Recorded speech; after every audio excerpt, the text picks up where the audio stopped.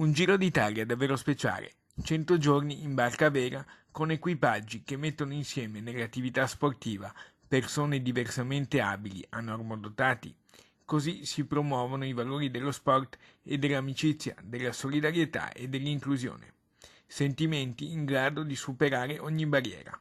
È questa la bella avventura messa in piedi dal campione olimpico Daniele Scarpa, canoista veneziano, medaglia alle Olimpiadi di Atlanta 96 e vincitore anche di 2 titoli mondiali, insieme alla moglie Sandra Truccolo, anche lei campionessa mondiale paraolimpica.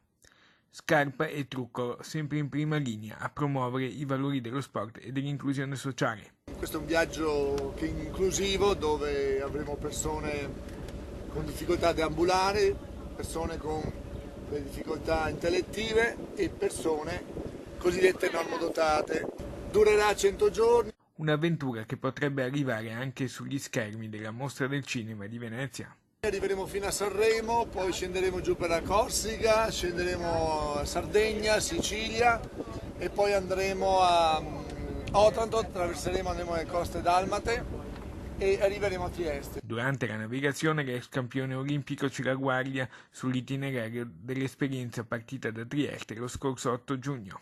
Tappa Monfalcone, Caorle, Jesolo, Carognano Treporti, Venezia, Ravenna, Rimini, Ancona Pescara, e oggi facciamo rotta Pescara-Tremiti, staremo lì un paio di giorni, poi Tremiti-Vieste e da Vieste proseguiremo. Ci lascerà questo fantastico gruppo, i ragazzi della Cascina Biblioteca di Milano, ragazzi fantastici.